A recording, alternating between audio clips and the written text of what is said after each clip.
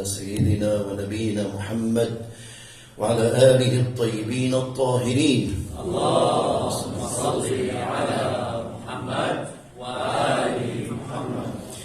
إنما المؤمنون إخوة فأصلحوا بين أخويكم. كان كلامنا في سورة الحجرات، وصلنا إلى هذه الآية الشريفة المباركة، وهذا موضوع من المواضيع المهمة كثير في حياتنا. يفترض الإنسان يتوقف عندها حياة، قضية الأخوة، مسألة فأصلحوا بين أخويكم. سابقا تحدثت عنها، بس في شغلة صغيرة بدي أذكرها هون، بحب الأخوة إنه يلتفتوا لها. كثير من المشاكل الموجودة عندنا يا أخوان فعلا بحاجة لمصلح. في مشاكل تتجمد سنة، يمكن سنتين ثلاثة أربعة، بتعرفوا شو؟ مش إنه ما بيكونوا بدهم يتصالحوا، ما بيكون في حدا بيفوت بطريقة صحيحة للمصالحة، فبيكون هذا شادد وهذا شادد والباقيين ساكتين. وأنا عم بحكيكم عن تجربة. لو أن إنسانا مصلحا بنية إيجابية صادقة مخلصة بيدخل بين هالطرفين، سواء شخصين أو طرفين مجموعتين، صدقوني دغري بتنحل كامل. معقول كلهم هيك؟ لا، بس في كتير حالات بهذه الطريقة بحاجة لطرف ثالث. في ناس عندها عقدة من الطرف الثالث، زوج وزوجة مع بعضهم البعض، تتصل الزوجة مولانا زوجي كذا كذا، طيب تفضل، لا دخيلك مولانا. ليش؟ ما بيقبل. أنا مصلح بين الناس، أنا عم صلح الناس، أنا بدي أروح لعند فلان. ما بيقبل مولانا، لو طلقني يمكن إذا بدي.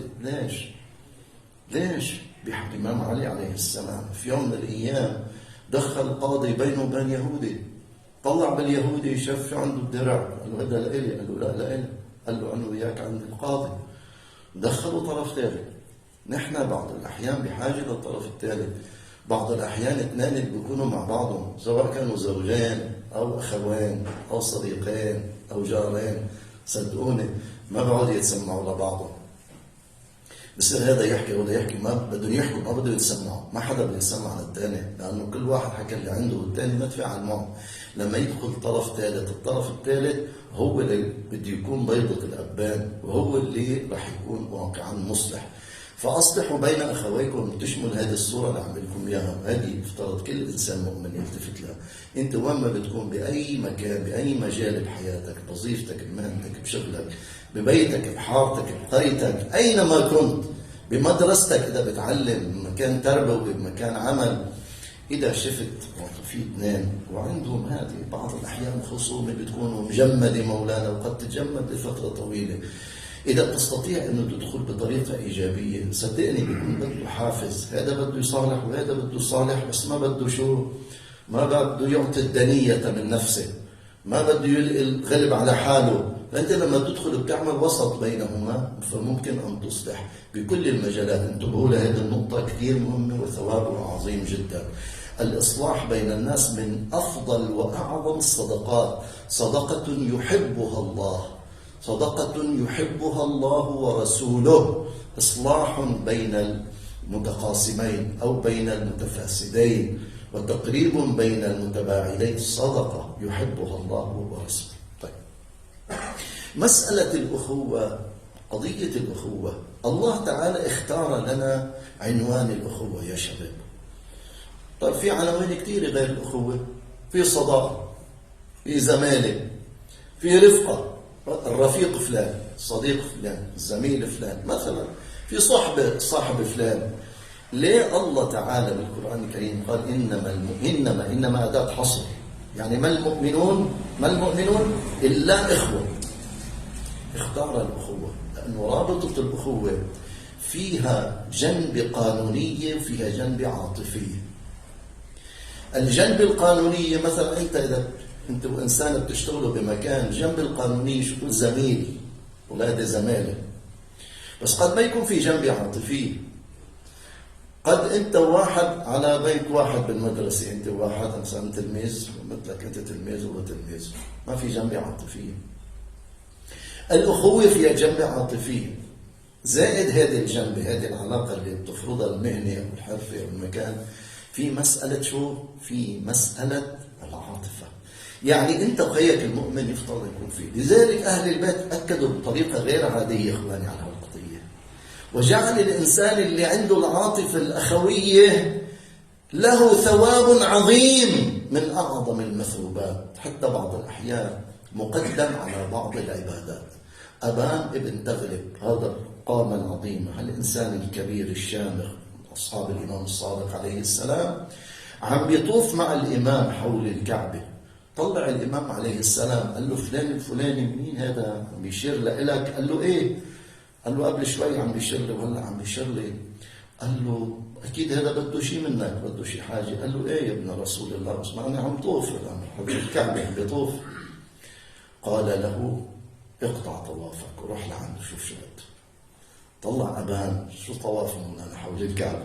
طواف حول الكعبة يا لطيف من أفضل العبادات، من أعظم المستحبات، وإذا كانت واجبة من أعظم الواجبات إذا كان بالحج الواجب. بقول له اقطع طوافك. أبان إنسان فقيه بده يعرف الحكم الشرعي، محدث فقيه، ما اكتفى بهذا المقدار. هل أقطع طوافي؟ قال نعم. قال حتى ولو كان واجبا. مرة الطواف يكون مستحب، أنت بتعرف الإخوان اللي راحوا على الحج بيعرفوا على العمرة في طواف مستحب، بتروح تطوف مستحب بتصلي ركعتين. في طواف واجب بالعمرة اللي بتكون واجبة أو بالحج اللي بتكون واجب، طواف يكون واجب. قال له حتى لو كان واجبا. قال حتى ولو كان واجبا اقطع طوافك وروح شوف خيك المؤمن اقضي له حاجة. في عاطفة أخوية موجودة بين المؤمنين لازم تكون. الله سبحانه وتعالى بهالدين العظيم الحنيف بيطرح قضية الأخوة بهذه الطريقة. كونوا أخوة متحابين بررة، تواصلوا تزاوروا، أحيوا أمرنا. رحم الله من أحيا أمرنا. الإمام عليه السلام شوف مولانا شو بيوصي؟ بيوصي بالتزاور، وبيوصي بالتراحم، بالتواصل والتباذل. هذه 4 عناوين بيوصي فيها الإمام عليه السلام. تواصل ما تقطع. بعض الأحيان إذا بتهجر خيك المؤمن، إذا بتهجروا الهجران وإنت معاديه، أنت بتعرفوها هذه كلنا نحن بنفكر إذا واحد ترك الصلاة هذه كتير مسألة عظيمة، إذا ترك الصوم مسألة كتير عظيمة حرام، إذا عمل الشغلة الفلانية حرام. الحمد لله هذا بنعرفهم أو إن شاء الله نطبقهم.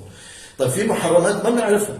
من المحرمات اللي ما بنعرفها إذا تهاجر الأخوان 3 أيام بريئا من ذمة الإسلام. طب مولانا بتعرف شو يعني قضية إنه تهجر خيك المؤمن أنتم معادين؟ الدين بيقول لك ما بيجوز لك تهجروا أنتم معادين. هذا بعض الأحيان واحد ما بيشوف خيه جمعة وجمعتين بس مش معادين، مش هاجروا. بس إذا تهجروا 3 أيام هجران، زعلان أنتوا إياه، معاداة أنتوا إياه، هذا منهي عنه عندنا بالشريعة، ما بيجوز. عرفتوا إخواني؟ نحن مطلوب منا التواصل، مطلوب منا التزاور. إنسان المؤمن إذا زار أخاه المؤمن الملائكة تصطف صفين تهتف له، هو رايح يزور وهو جاي، طبت وطاب ممشاك وبوئت مكانك من الجنة. طبت وطاب ممشاك وبوئت مكانك من الجنة. تهتف له لا حتى يرجع مولانا. تزاوروا، تواصلوا، تراحموا. يعني شو هي العلاقة العاطفية اللي عم تقولها، مو قضية بس انه انا يقال لي اخ، يقال لي صاحب، يقال لي صديق. لا، في علاقة عاطفية موجودة. هذه العلاقة العاطفية هي يفترض نحن نكون نلتفت لها. الناس العظماء المؤمنين اللي ارتبطوا بالإسلام وعاشوا الدين وعاشوا مذهب أهل البيت وما يقوله صلوات الله وسلامه عليهم أجمعين. أهل البيت جميعا كانوا يوصوا بهذا. شوف في عندهم شيء مدهش. أنا راح أذكر لك نموذجين وأنت شوف بعد مولانا. قضية التآخي مع بعضنا البعض، كيف لازم نحن نكون ما نتلأمن على بعض. هذه تعبيرنا نحن العرفي، اللأمنة. واحد بيتلأمن على الثاني. تعرف إذا واحد مرق شغلة معينة، الحمد لله إذا مرقت لخيك المؤمن هنيئا لك. حافظ على علاقتك بخيك المؤمن، حافظ عليها ولو كنت بدك تضحي بشغلة معينة. الله بيعرف لك يا هذه القضية. شوف كيف كانت علاقتهم، أي عاطفة كان موجود بين الإخوان. راح أذكركم النموذج الأول. صفوان ابن يحيى عنده كان إخوان 2 أخوة في الله تدين، علي ابن النعمان وعبد الله بن جندب. هؤلاء أصحاب الأئمة عليهم السلام، الإمام الرضا عليه السلام. شوفوا إخواني، هؤلاء الناس قديش كانوا كثير عظام، والله كانوا من أعظم الناس. يعني هلا أنت لما تسمع هذه اللي بدي لك إياها فعلا ستتعجب كثيرا، رح تقول معقول صاير؟ نعم صاير. تعاقدوا الثلاثة مع بعض، تعاقدوا كما يذكر الشيخ النجاشي عند الكعبة. على شو تعاقدوا؟ تعاقدوا يعني عملوا عقد مع بعض. على شو؟ انه يبيعوا يشتروا، انه شو العقد كان بيناتهم؟ على انه اللي بيبقى بالحياة أكثر من الآخرين يصلي عنهم ويصوم عنهم ويزكي عنهم. تعاقدوا ثلاثة هيك عند الكعبة. فمات عبد الله بن جندب ومات علي بن النعمان وبقي صفوان بن يحيى رضوان الله تعالى عليه. يقول الشيخ النجاشي رضوان الله تعالى عليه، بيقول فكان يصلي 150 ركعة. أنا بعتبر أن الصلاة مش بس الواجبة، صلاة 51 على 150 قريبة من يعني 150 ركعة عن 3، يعني يصلي الصلاة الواجبة وصلي النوافل عنه كمان. عم تنتبه مولانا؟ الصلاة الواجبة والنوافل كل يوم. ما بعرف انت فيك تتصورها هذا؟ فيك تتصورها مولانا؟ يوميا 150 ركعة، يعني 153 ركعة، بس يذكروا هذا 153 ركعة يوميا مولانا يصلي، ويصوم في السنة 3 أشهر، شهر عن حاله، شهر عن عبد الله بن جندب، وشهر عن علي بن النعمان، ويزكي ماله 3 مرات. يطلع عليه مثلا 100 يدفع 300، 100 هذه عنه، 100 عن خيه الثاني، 100 عن خيه الثالث. قولوا وبقي كذلك حتى توفاه الله. صفوان بن يحيى رضوان الله. هؤلاء مولانا أصحاب الأئمة. لما بتقول شيعة علي، شيعة الإمام الصادق، كونوا زينا لنا لا تكونوا شيئا علينا حتى يقال رحم الله جعفر بن محمد لقد أدب شيعته. هذا هو الشيعة الحقيقية، هو اللي ورد عنا الشيعة يا علي أبشر وبشر شيعتك ليس لهم حسرة عند الموت. هؤلاء الشيعة الحقيقيين، هؤلاء أصحاب الأئمة اللي وصلوا إلى هذه المرحلة المقدسة. شو هالوفاء، شو هالطهارة، شو هالصدق، شو هالإخلاص بالأخوة بالصداقة. الله أكبر. واحد مننا بيشوفه مولانا هو إنسان آخر ما شاء الله، بتقول ما شاء الله على اسم الله عليه، خزي العين والله الله يخليهم لبعضهم. مولي بعد شوي مولانا بتشوفهم دقوا مشكل بيمروا من حد خيه إن شاء الله يسلم عليه، بعديه بخاصمه.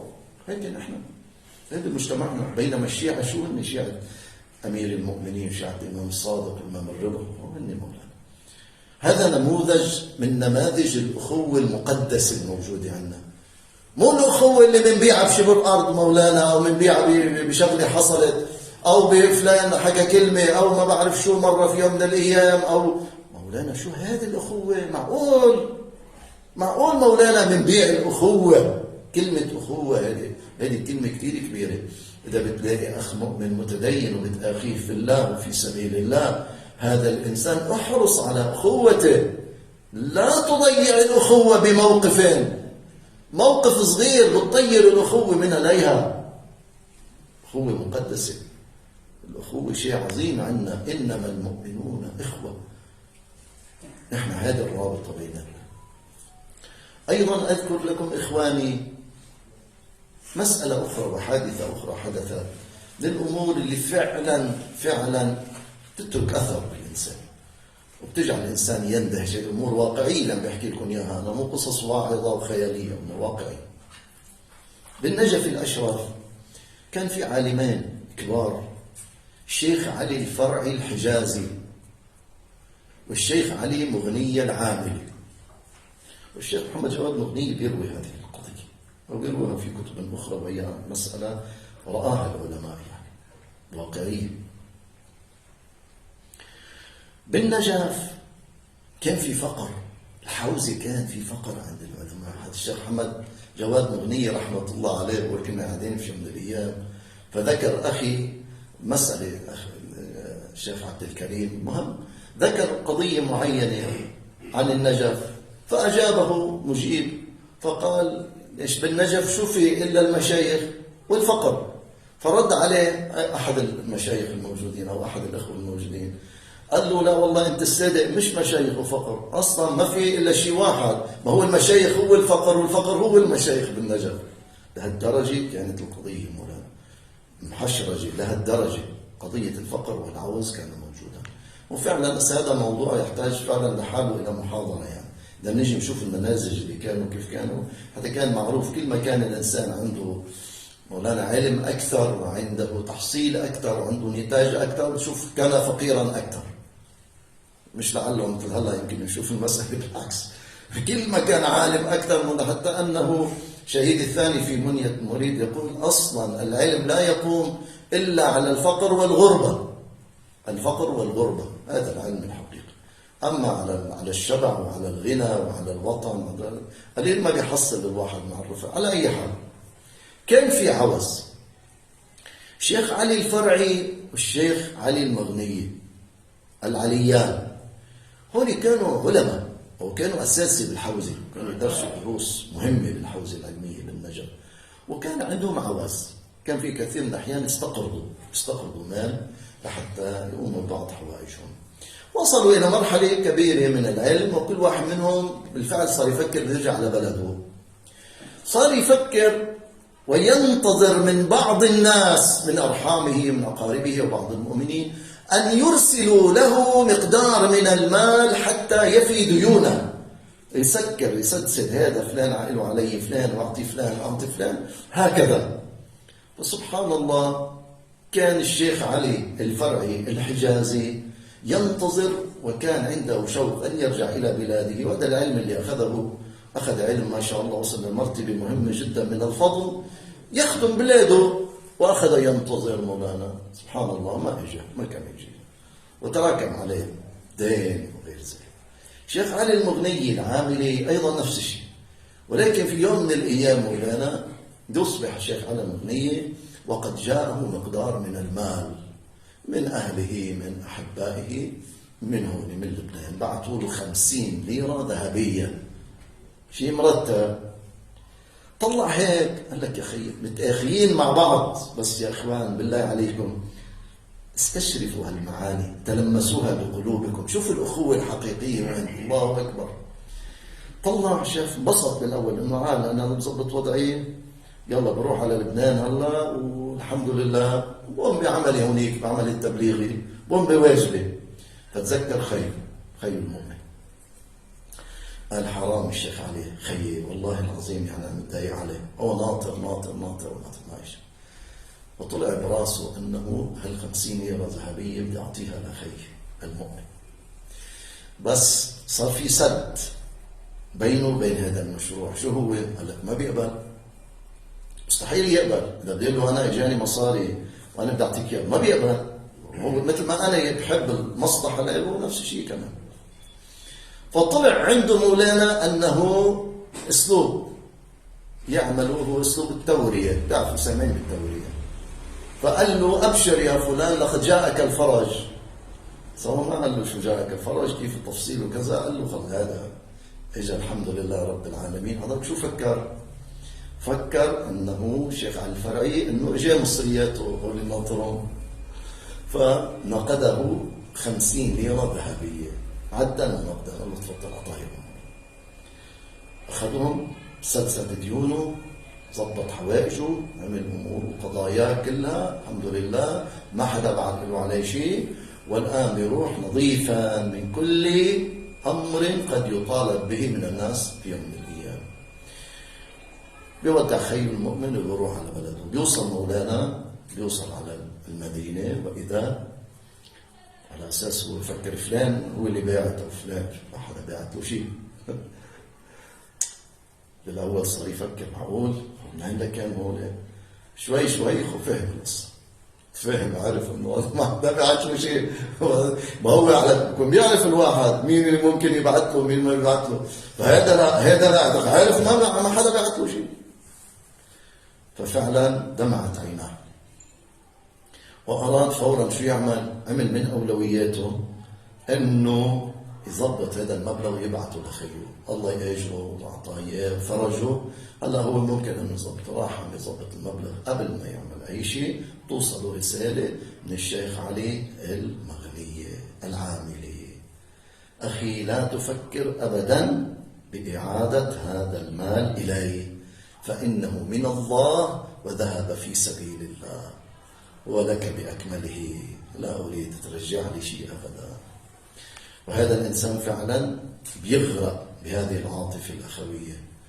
بيقول الشيخ محمد جواد مغنية، يقول شو بيعمل هذا؟ شو ممكن كافيه؟ هذا الإنسان اللي بيكون هيك إخواني، هذا لا يكافئ بالذهب والفضة، صدقوني.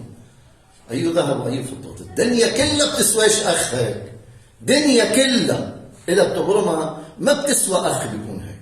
شو هي الدنيا ليش؟ طلع هيك إذا المال كله أصلا مش بباله، لا ماله، هذا مسألة المال كان أمور تاني بتصير. من الأول ما كان عطى شيء. تعرف شو عمل مولانا؟ تعرف شو طلع عنده؟ طلع عنده أن يكافئه بهذه الطريقة المعنوية المقدسة. فعاهد الله أن يحج بيت الله الحرام في كل سنة ما دام حيا. في كل سنة يحج بيت الله الحرام نيابة عن أخيه